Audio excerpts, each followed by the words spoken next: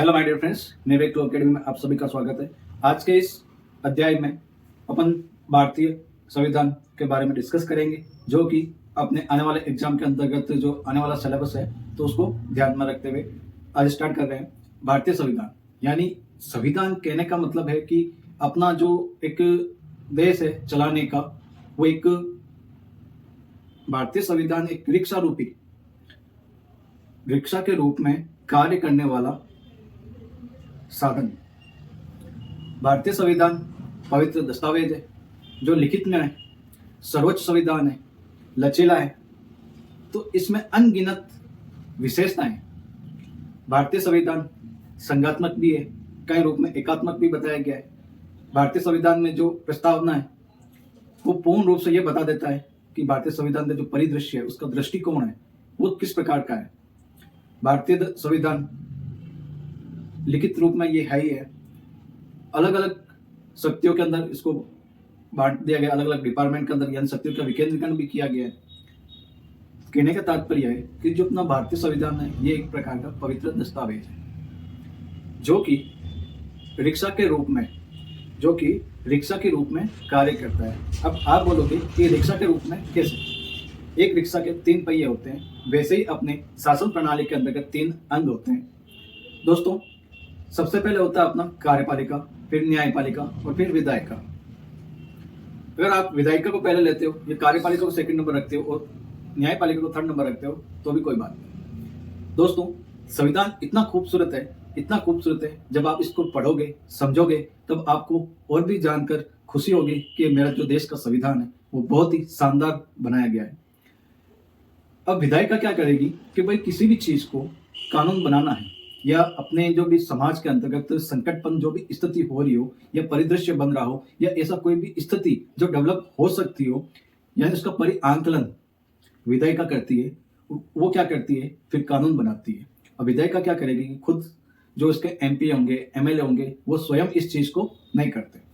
वो क्या करेंगे कि जो अपने कैडर से जो नीचे वाले जिनको विधि का संपूर्ण नॉलेज हो, तो वो क्या करेंगे, एक ऐसा ड्राफ्ट तैयार करेंगे, एक ऐसा बिल प्रस्तुत करेंगे या बिल बनाकर देंगे जो समाज में जनता के लिए कारगर सिद्ध हो, जनता के लिए लाभप्रद सिद्ध हो, जनता के हितों की रक्षा करे, जनता के जो अधिकार है उनकी रक्षा करे, जनता के जो दायित्व हैं उनको संभाले।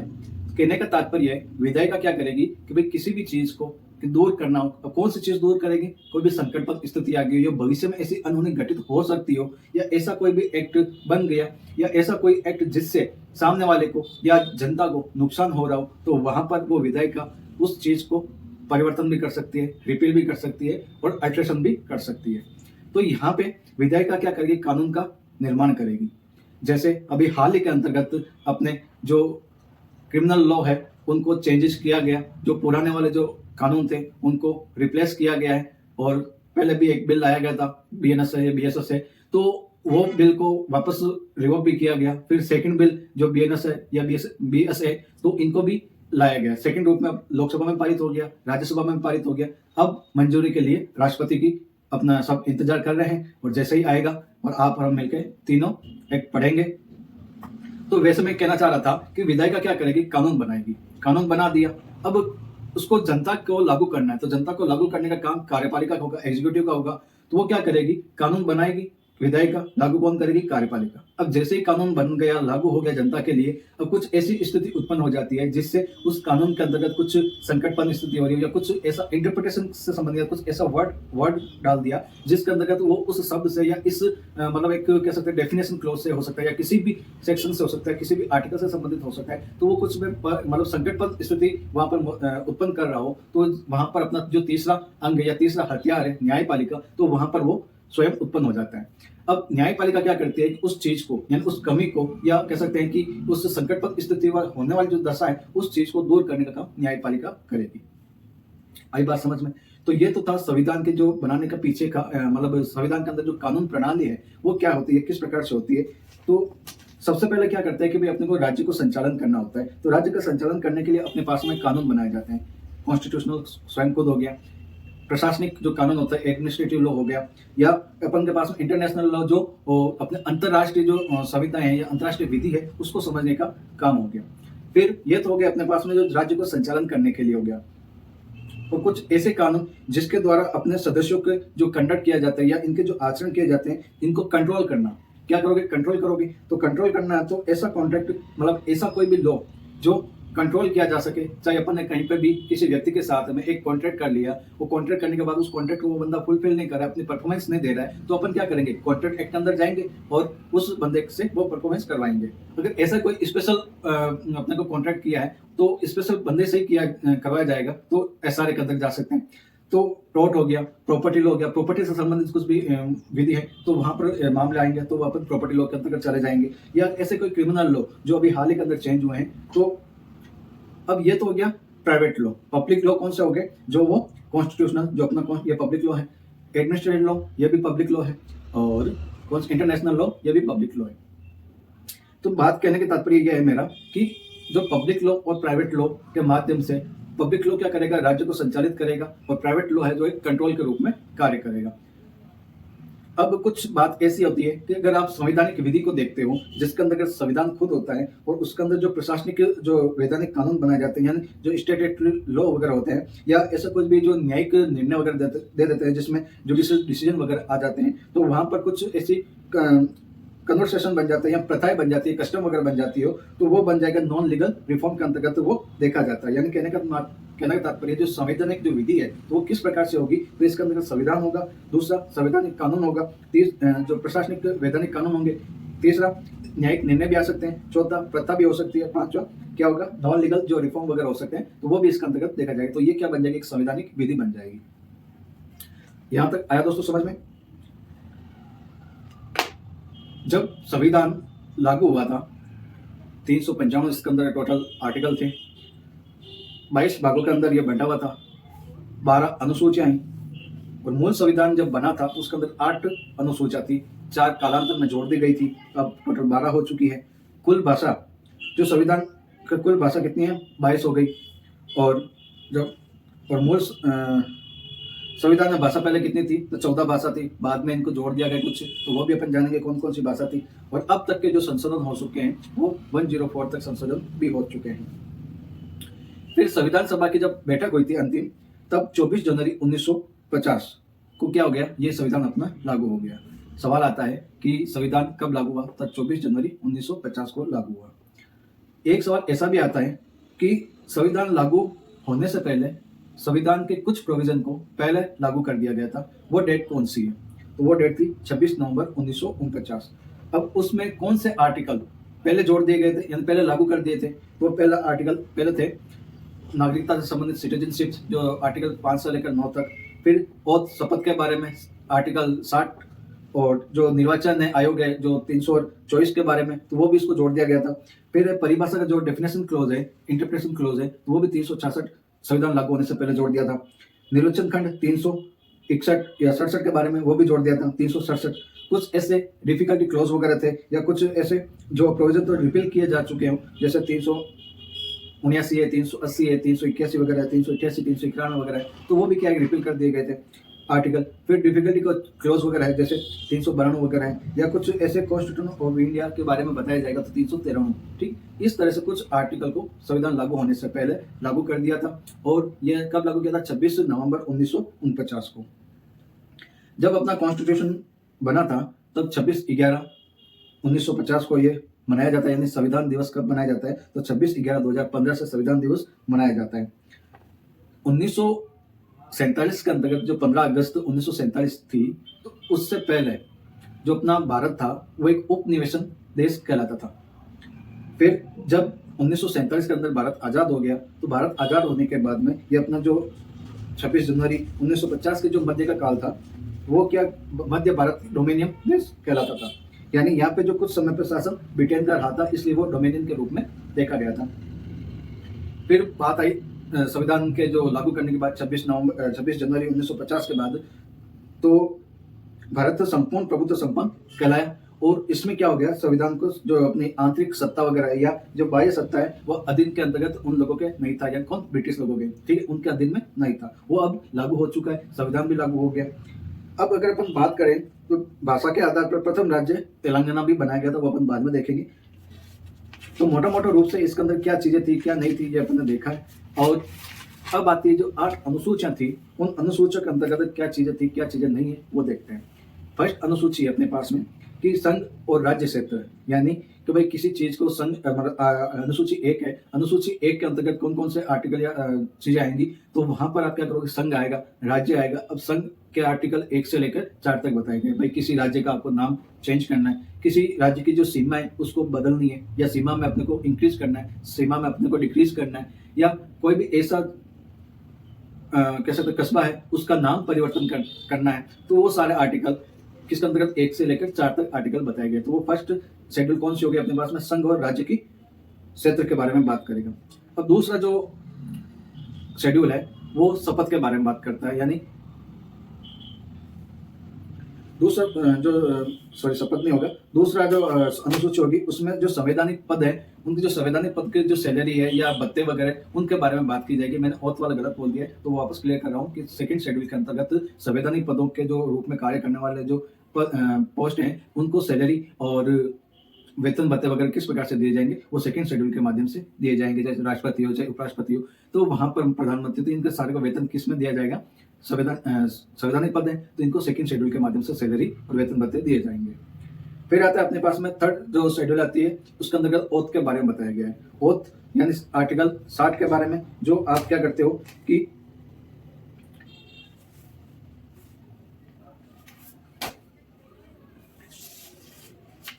शपथ वगैरह दिलाते हो ना, संवैधानिक जो ओथ वगैरह होती है, जो पोस्ट वगैरह होती है, उनके बारे में क्या किया जाएगा कि आपको शपथ दिलवाई जाएगी। फिर आता है फोर्थ शेड्यूल, यानी फोर्थ शेड्यूल ये होती है कि राज्यसभा में सीट का जो आवंटन किया जाता है, तो वहां पर क्या होगा कि जो चाहे वो संशोधन किया जा सकता है, भाई साधारण या बहुमत या विशेष बहुमत से इनको घटाया बढ़ाया भी जा सकता है। इस हिसाब से क्या किया जाएगा कि चाहे सीटों का आवंटन किया जाता है फोर्थ शेड्यूल के अंतर्गत। फिर आता है फिफ्थ शेड्यूल। फिफ्थ शेड्यूल के अंतर्गत क्या होता है कि भाई आपके एससी और एसटी के होते हैं, तो उनको क्या किया जाए, प्रशासन के बारे में एडमिनिस्ट्रेटिव के रूप में इनको किस प्रकार से कंट्रोल किया जाए या किन प्रकार से इनको वो बताया जाए, तो अनुसूचित क्षेत्र का प्रशासन के बारे में फिफ्थ शेड्यूल के अंतर्गत बताया जाता है। फिर आता है सिक्स्थ शेड्यूल। सिक्स्थ शेड्यूल के अंतर्गत असम है, मेघालय है, मिजोरम है, त्रिपुरा है, इन क्षेत्रों का क्या किया जाता है, प्रशासन बताया गया, यानी एएम और टीएम के रूप में। एएम पीएम तो सुना ही होगा, एएम यानी सुबह, पीएम यानी शाम को, अब ऐसे याद करो आप एएम और टीएम। फिर आता है am TM, Assam, Meghalaya, T का मतलब त्रिपुरा, म का मतलब मिजोरम, एम का मतलब Mizoram. Seven schedule. Seven schedule यह होगी संघ और राज्य के जो सरकार है उसके बीच में क्या किया जाएगा, सीटों का विषयों का बंटवारा किया जाएगा। जो 3 विषय अपने पास में, संघ सूची है, राज्य सूची है या समवर्ती सूची है, तो उसके अंदर जो 97 है संघ सूची के अंतर्गत है, राज्य सूची के अंतर्गत 56 सब्जेक्ट है, फिर समवर्ती सूची के अंदर 47 सब्जेक्ट है। तो इस तरह से अपने को जो विषयों के बारे में जो बंटवारा किया गया है संघ विषय, तो 7 शेड्यूल के अंतर्गत बताया गया है। अब अगर कोई भी चीज अपने को विषय बता दिया कि भाई इस डिपार्टमेंट के अंदर ये काम करेगा, इस डिपार्टमेंट के अंदर ये संघ सूची काम आएगी, इस डिपार्टमेंट के अंदर सब्जेक्ट मैटर पर वो राज्य सूची काम करेगी, और ऐसा कोई डिपार्टमेंट जिसके अंदर ना तो राज्य सूची है ना ही वो संघ सूची है, तो वहां पर क्या किया जाएगा, समवर्ती सूची के अंतर्गत देखा जाएगा। फिर आता अपने पास में 8 शेड्यूल, जिसमें भाषाओं के बारे में उल्लेख किया गया है, जो राजभाषाओं के बारे में बात करता है। जो मूल संविधान बना था उस समय अपने पास में 14 भाषाएं थी, लेकिन जैसे जैसे आवश्यकता पड़ती गई बाद में इनको संशोधन करके कुछ भाषाओं को जोड़ दिया गया था, जब अब वर्तमान में टोटल 22 भाषा हो गई है। और अनुच्छेद 343 में जो राजभाषा है देवनागरी हिंदी, उसके बारे में भी जिक्र किया गया है। मूल संविधान के अंदर जब 14 भाषाएं थी, तो उसके अंदर कौन कौन सी भाषाएं जोड़ी गई थी, 15वीं भाषा कौन सी थी, वो तो सिंधी भाषा थी। अब इस सिंधी भाषा को कब जोड़ा गया था, 21वें संविधान संशोधन के द्वारा 1967 के द्वारा ये जोड़ दिया गया था। यानी सिंधी भाषा को कब जोड़ा गया था, 21वें संविधान संशोधन के द्वारा 1967 यानी 1967 के अंतर्गत इसको जोड़ दिया गया था। फिर 16 के अंतर्गत क्या है, 3 भाषाओं को जोड़ा गया था, कोंकणी, मणिपुर और नेपाली। इन तीनों को कब जोड़ा गया था, 71वें संविधान संशोधन के द्वारा, जो कब हुआ था 1992 को हुआ था, उस समय जोड़ी गई थी। और एक शब्द कह सकते हैं अपन का, जब तीर छोड़ते हैं तो कमान में से निकलेगा और कई में से नहीं निकलेगा, तो वो कमान शब्द जोड़ दिया गया था। वो कमान क्या था, देखो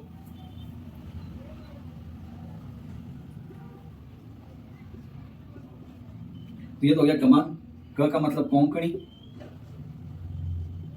म का मणिपुर और न का मतलब नेपाली।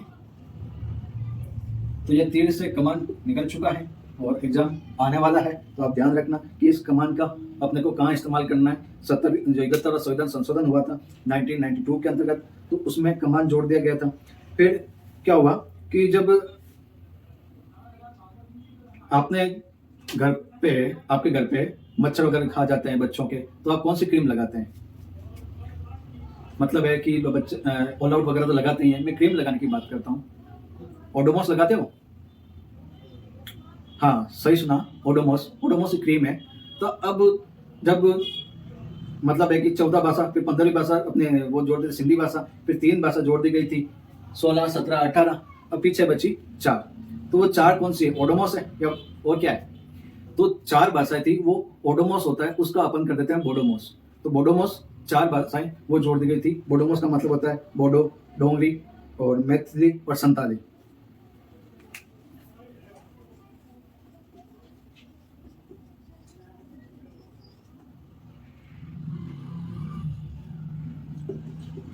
बो से बोडो, डो से डोंगी, मैथिली और स से संताली। यानी जब मच्छर खाते हैं तो अपन क्रीम लगाते हैं ओडोमॉस, और उस ओडोमॉस को अपन ने बनाया बोडोमॉस। बोडोमॉस से 4 भाषाएं निकली, बोडोमॉस, डोंगरी, मैथिली, संताली। और ये चारों भाषाएं कब जोड़ी गई थी? 92 संविधान संशोधन के द्वारा जोड़ी गई थी, जो कि 2003 के अंतर्गत हुआ था। और ये जब उस समय जोड़ा गया था जब वाजपेयी जी की सरकार थी। ठीक है। अब भाषा को चेंज किया गया। कब भाषा, कौन सी भाषा को चेंज किया था? तो जो ओडिया भाषा थी, यानी जो भाषा 14 थी ना, उनमें से एक उड़ीसा थी, तो वहां पर उड़ीसा भाषा, उड़िया भाषा को ओडिया भाषा कर दिया गया था। और वो कब किया गया था? 96 संविधान संशोधन के द्वारा, जो 2011 के अंतर्गत हुआ था। और ये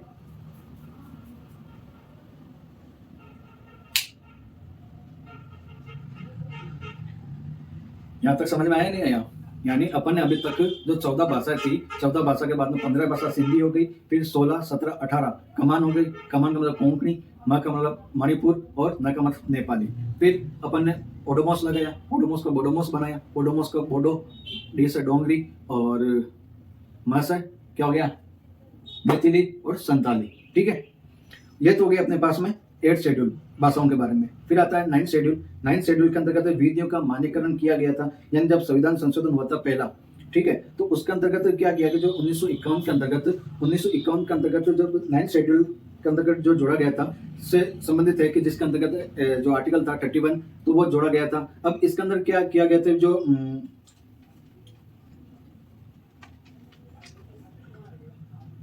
इसमें कुछ उन विषयों या उन कानून का उल्लेख किया गया जिनको न्यायपालिका में चुनौती नहीं दी जा सकती थी। लेकिन जो एक कह सकते हैं कि जो आर्टिकल 13 जो भूमि सुधार कानून जोड़े गए थे, या 284 कानून ऐसे थे जो 11 संशोधन के द्वारा जोड़े गए थे, तो इन बार के बारे में बताया गया था।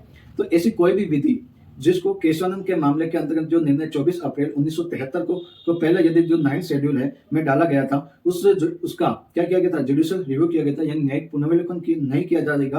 परंतु 24 अप्रैल 1973 के बाद में कोई भी विधि जो 9 शेड्यूल में डाली गई है, तो उसका जुडिशियल रिव्यू किया जा सकेगा। ये कोर्ट इसका जुडिशियल रिव्यू कर सकता है। इसके बारे में बात की गई थी। और कामेश्वर सिंह बनाम जो बिहार राज्य का मामला हुआ था, जो 1951 के मामले में जो भूमि सुधार वगैरह है या कानून बनाए जो वो गलत बना दिए गए थे, या प्रथम संविधान संशोधन के द्वारा कुछ ऐसा चुनौती दी गई थी, तो उस चुनौती में जो शंकर प्रसाद का भी मामला आ गया था, तो वहां पर जो अंतिम संसद की जो संविधान संशोधन थी, तो वहां पर संशोधन का अधिकार ये नहीं होना चाहिए थे। फिर जो नवा संशोधन जो कानून है उसके अंतर्गत जो डाले जाएंगे तो उनको एफआईआर नहीं किया जाएगा। तो ये सारी बात इसके अंतर्गत विधियों का मान्यकरण का जो 9 शेड्यूल है इसके बारे में बात की गई थी। फिर आता है अपने पास में एंटी डिटेक्शन लॉ, जो 10 शेड्यूल के अंतर्गत आता है, जो 52वें संविधान संशोधन 1985 जो विरोधी कानून के रूप में या दल बदल कानून के रूप में देखा जाता है, तो वो भी इसके अंतर्गत जो 52वें संविधान संशोधन 1985 के अंदर जोड़ा गया था। अब दल बदल क्या है कि भाई अगर यदि किसी भी पार्टी के जो 2/3 सदस्य है, मेंबर है, यदि किसी दूसरी पार्टी में शामिल हो जाते हैं, तो वो सदस्य एमपी या एमएलए है, उनकी सदस्यता क्या हो जाती है? समाप्त नहीं होगी। यदि किसी पार्टी के एक सदस्य पूर्व पार्टी की सहमति से दूसरी पार्टी में सदस्य ग्रहण कर लेते हैं, तो भी उनकी एमपी और एमएलए की सदस्यता समाप्त नहीं होगी। परंतु यदि कोई सदस्य सहमति के बिना, यानी कंसेंट के बिना यदि दूसरी पार्टी में सदस्यता ग्रहण कर लेता है तो उसका एमपी और एमएलए की सदस्यता समाप्त हो जाएगी। ये एक दल बदल कानून के अंतर्गत बातें बताई गई थी। फिर अपने पास में 11th शेड्यूल आई थी पंचायती राज। पंचायती राज के अंतर्गत टोटल 29 सब्जेक्ट है। अब ये इसके अंतर्गत इसको कब जोड़ा गया था, तो 72 अमेंडमेंट जो 73rd अमेंडमेंट हुआ था उसके द्वारा जो 1992 के अंतर्गत हुआ था वो तब जोड़ा गया था। और ये पार्ट 9 के अंतर्गत इसमें जो संबंधित प्रावधान भी बताए गए, जो पंचायत जो राज्य का जो अधिनियम है 1994 का 94 का, उसके बारे में बात भी करेगा ये। तो ये सारी कुछ बातें 11th शेड्यूल के अंतर्गत बताई गई थी, अनुसूची के अंदर है। और जो लास्ट 12th शेड्यूल है इसके अंतर्गत नगर पालिका और नगर निगम इसके अंदर बात की गई थी। इसको 74वें संविधान संशोधन के द्वारा जो 1992 के अंतर्गत हुआ था, इस समय इसको जो नगर निगम से संबंधित जो है तो वो 12th जो शेड्यूल में जोड़ दिया गया था। और इसके अंदर टोटल सब्जेक्ट कितने 18 सब्जेक्ट हैं।